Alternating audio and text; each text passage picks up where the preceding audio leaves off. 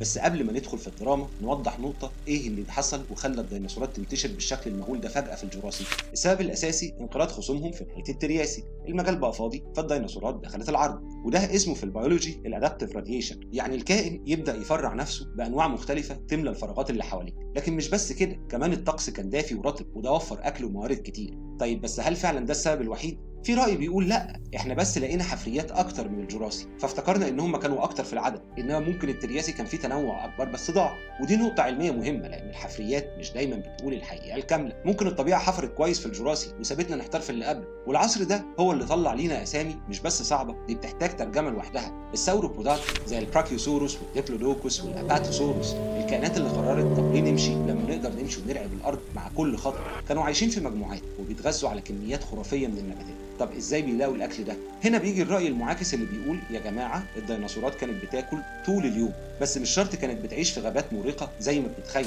ممكن تكون اتنقلت لمسافات كبيره علشان تدور على اكل، وده يخلي حياتها اصعب بكتير مما نتوقع.